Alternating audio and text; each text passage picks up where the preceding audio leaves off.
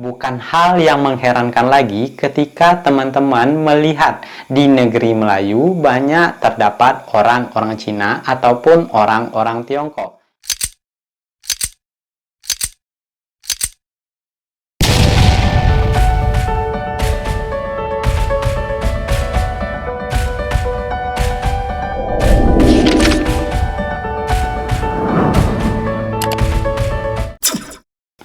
Assalamualaikum warahmatullahi wabarakatuh. Baik teman-teman, kembali lagi ke pembahasan kita tentang Kerajaan Keritang yang dianggap sebagai kerajaan awal dari Kerajaan Indragiri. Part 1 kemarin yang kita bahas yaitu tentang Kerajaan Keritang ketika berada di bawah kekuasaan Kerajaan Sriwijaya. Dan kemudian di part 2 yang kita bahas yaitu Kerajaan Keritang ketika berada di bawah kekuasaan Kerajaan Majapahit. Dan di part 3 ini yang bakalan kita bahas yaitu tentang Kerajaan Keritang ketika berada di bawah kekuasaan Kesultanan Malaka. Bagi teman-teman yang kuliah ataupun belajar di Rengat, Yayasan Pendidikan Indragiri menyediakan tempat tinggal yang murah meriah dengan harga yang terjangkau. Adapun tempat tinggal yang dimaksud, teman-teman bisa lihat dan daftar di link deskripsi berikut. Baik, untuk berikutnya kita lanjut ke pembahasan. Kesultanan Malaka adalah sebuah kerajaan Melayu yang pernah berdiri di Malaka atau Malaysia. Kerajaan ini didirikan oleh para Meswara. Para Meswara sendiri berasal dari Kerajaan Sriwijaya dan merupakan putra Raja Samagi. Saat itu, ia masih menganut agama Hindu. Ia melarikan diri ke Malaka karena kerajaannya di Sumatera runtuh akibat diserang Majapahit. Raja dan para pengikutnya merupakan kelompok pendatang yang mempunyai tingkat budaya yang jauh lebih tinggi. Itulah sebabnya mereka dapat berhasil untuk mempengaruhi penduduk asli. Kemudian dalam kelompok pendatang tersebut, bersama-sama dengan penduduk setempat, mengubah Malaka menjadi kota yang sibuk. Rombongan itu tidak hanya menjadikan kota sebagai pusat komersil, tetapi juga mengundang penduduk asli untuk menanam tanaman seperti pisang, tebu, dan rempah-rempah yang belum pernah mereka kenal sebelumnya. Tak kalah penting, mereka juga menemukan biji timah di darat. Setelah itu, dalam perkembangannya, mereka mulai sibuk untuk melakukan hubungan dagang ke dalam daratan Sumatera. Para Meswara sebagai pendiri Malaka mengunjungi Kaisar Yongli di Tiongkok pada tahun 1405 dan meminta pengakuan atas wilayah kedaulatannya. Sebagai balasan upeti yang diberikan, Kaisar Tiongkok menyetujui untuk memberikan perlindungan kepada Malaka. Kemudian tercatat ada sampai 29 kali utusan Malaka mengunjungi Kaisar Tiongkok. Pengaruh besar dari relasi ini adalah Malaka dapat terhindar dari kemungkinan adanya serangan Siam dari utara, terutama setelah Kaisar Tiongkok mengabarkan penguasa Ayutthaya tentang hubungannya dengan Malaka. Keberhasilan hubungan diplomasi dengan Tiongkok memberi manfaat akan kestabilan pemerintahan baru di Malaka. Kemudian, Malaka berkembang menjadi pusat perdagangan di Asia Tenggara dan juga menjadi salah satu pangkalan dari armada Ming. Dari pembahasan kita sebelumnya diketahui bahwa pada saat zaman dahulu, kerajaan-kerajaan Melayu yang pernah ada di Indonesia memiliki hubungan diplomasi dengan dinasti yang berasal dari Cina ataupun kekaisaran yang berasal dari Tiongkok.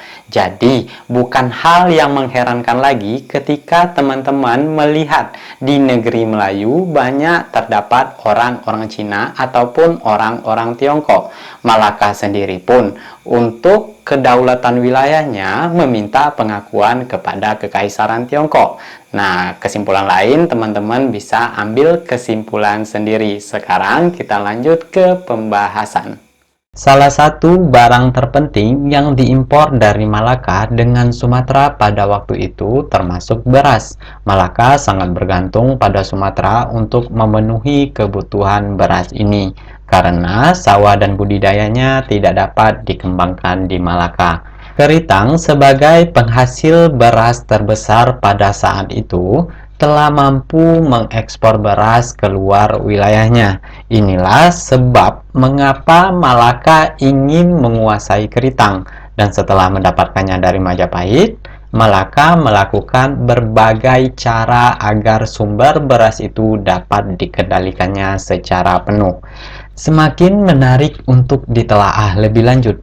Jika benar demikian, maka kisah sejarah ini menjadi sejarah besar yang menjadi sangat rumit.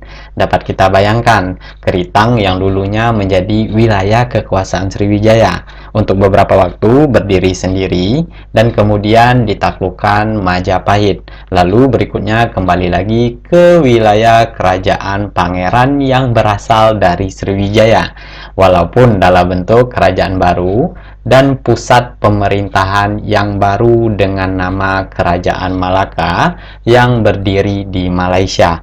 Dari hal tersebut, dapatlah kita ketahui bahwa keberadaan Kerajaan Keritang pada saat itu tidak dapat dianggap enteng, bukan hanya dari segi jalur perdagangan ketika berada di bawah kekuasaan Sriwijaya, namun juga sebagai lumbung padi pada saat berada di bawah kekuasaan Majapahit. Dominasi Malaka terhadap Keritang semakin kuat ketika Raja Keritang yang bernama Raja Merlang dikawinkan dengan Putri Bakal, anak perempuan Sultan Mansur Shah dari Malaka.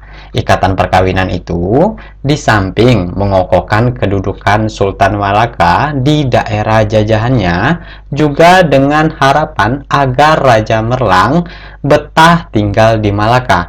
Dari perkawinan dengan Putri Malaka itu, Raja Merlang memperoleh putra yang diberi nama Narasingha, yang dibesarkan di lingkungan Kesultanan Malaka. Untuk tetap dapat menguasai kerajaan Keritang secara penuh, Kesultanan Malaka kembali melakukan hal yang sama ketika Malaka dipimpin oleh Sultan Mahmud Syah I yang memerintah dari tahun 1448 hingga 1511 Masehi. Raja Narasingha yang merupakan putra mahkota dari kerajaan Keritang atau anak dari Raja Merlang dijadikan menantu oleh Sultan Mahmud Syah I. Ketika Raja Narasingha dinobatkan sebagai Raja Keritang, dia tetap tidak diperbolehkan tinggal di Keritang. Demikian pula yang terjadi kepada raja-raja penerus tata kerajaan Keritang selanjutnya, yakni Raja Merlang II hingga kemudian Raja Narasingha II yang memerintah dari tahun 1473 hingga 1508 Masehi. Dengan kata lain, raja-raja dari kerajaan Keritang hanya dijadikan sebagai simbol dalam tatanan pemerintahan. Malaka tetap berusaha sekuat tenaga agar raja-raja dari kerajaan Keritang tidak kembali ke kerajaannya. Kalau diibaratkan pada waktu itu, pemerintahannya hampir sama dengan pemerintahan yang pernah terjadi di Indonesia, yaitu pemerintahan pada saat demokrasi parlementer, di mana presiden hanya sebagai kepala negara untuk pemerintahan dipegang oleh Perdana Menteri. Benarkah demikian? Mari kita simak penjelasan berikut. Selama keluarga Kerajaan Keritang berada di Malaka, pemerintahan dijalankan oleh Datuk Patih dan Datuk Temenggung Kuning selaku menteri dari Kerajaan Keritang, serta beberapa pejabat Kerajaan Keritang lainnya. Kedua menteri itu membagi wilayah menjadi dua bagian. Satu bagian menganut kepercayaan lama, dan satunya lagi merupakan wilayah pemeluk Islam. Wilayah Datuk Pati adalah wilayah kepercayaan lama, sedangkan wilayah Datuk Temenggung Kuning adalah wilayah yang menganut Islam. Meskipun pemerintahan Kerajaan Keritang dapat tetap berjalan, namun seringkali terjadi perselisihan antara Datuk Pati dan Datuk Temenggung Kuning. Masalah terbesar yang terjadi di antara kedua menteri kerajaan ini adalah soal kepercayaan yang dianut. Persoalannya adalah apabila ada orang yang berada di bawah kekuasaan Datuk Pati memeluk Islam, maka orang itu dipersilahkan untuk pindah ke daerah yang dipimpin oleh Datuk Temenggung Kuning. Akibatnya, semakin lama orang-orang yang berada di bawah kekuasaan Datuk Pati kian berkurang karena semakin banyak pula orang yang memeluk Islam. Konflik internal di dalam kerajaan Keritang ditambah lagi dengan perlakuan yang tidak adil dari orang-orang Malaka terhadap rakyat Keritang yang membuat Raja Narasingha II resah dan berkeinginan untuk kembali ke kerajaannya. Alasan apa yang membuat Kesultanan Malaka akhirnya memberikan izin kepada Narasingha II untuk kembali ke kerajaannya? Lalu, apa yang dilakukan oleh Narasingha II ketika telah kembali ke kerajaannya? Nantikan jawabannya pada video berikutnya. Wassalamualaikum warahmatullahi wabarakatuh.